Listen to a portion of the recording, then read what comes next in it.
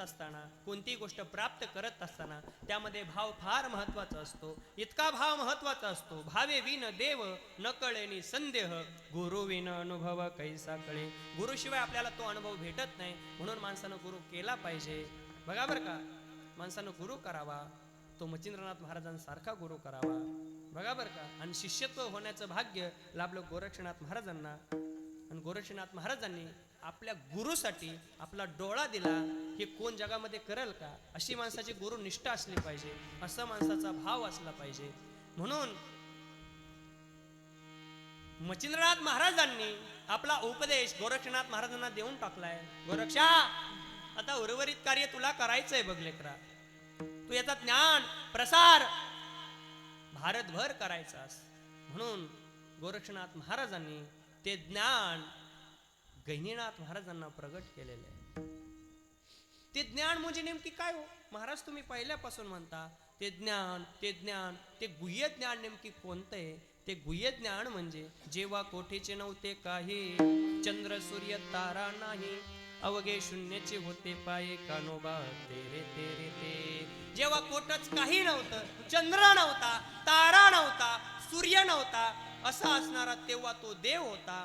तो देव म्हणजे निर्गुण स्वरूपाचा तो देव, त्याला रंग नाही आणि रूप नाही असा वर्ण असणारा तो देव आहे. रंग नाही, रूप नाही, नाही वर्ण छाया, निर्गुण निराकार, तू चिर गुराया, मैं गुलाम, मैं गुलाम, मैं गुलाम तेरा. त्याला रंग नाही, रूप नाही असा असणारा तो भगवान परमात्मा. तो भगवान परमात्मा नेमकी कोण आहे? त्या भगवान परमात्म्याची ओळख, त्या रंग नाही, रूप नाही, त्याची ओळख माझ्या मौली ज्ञानोबरायांनी हरिपाठामध्ये आपल्याला सांगितली. एक हरी आत्मा शिव शिव समा, एक हरी आत्मा शिव शिव समा, देवाया तू दुर्गा मन घाली मन, घाली मन, वाया तू दुर्गा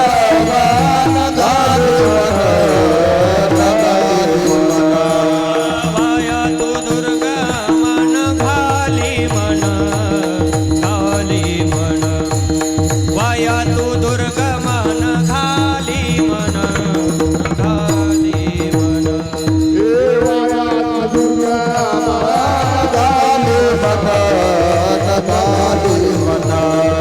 वाया तू दुर्गा मन घाली मन, घाली मन,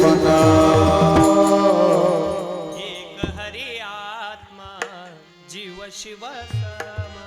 आपला आत्मा हाच देवांचा देव आहे. त्या आत्म्याला रंग नाही, रूप नाही असा असणारा निर्गुण स्वरूपाचा जो आत्मा आहे तो प्रत्येकाच्या हृदयस्थानी विराजमान आहे, प्रत्येकाच्या हृदयामध्ये आहे.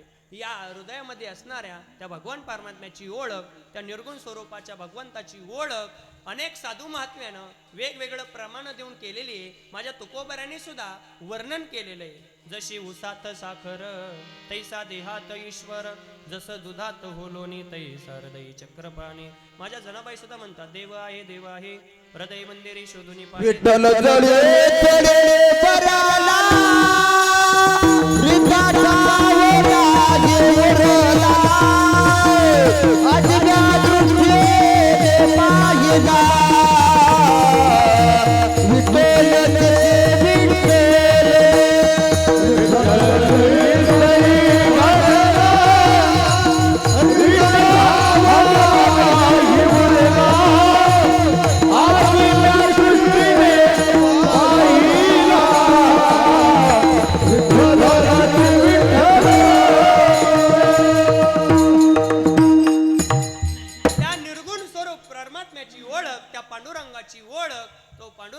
भक्तासाठी सुगुण रूपामध्ये सुद्धा यायला तयार आहे. तो भगवान परमात्मा, तो निर्गुण असणारा भगवान परमात्मा भक्तासाठी सगुण रूपामध्ये सुद्धा येतो.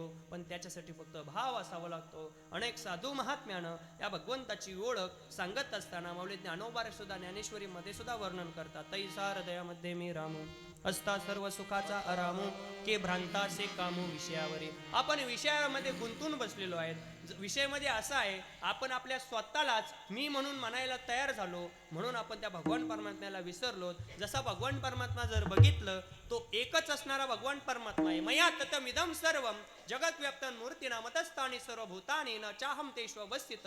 जगाचा मालक, जगाची उत्पत्ती करणारा, जगाचा धारण पोषण करणारा, तो जगाचा मालक आहे. तो भूतांना सुद्धा धारण पोषण करतोय. तो असा भगवान परमात्मा, तो एकच आहे. सर्व घटे राम देहा सर्व घटी राम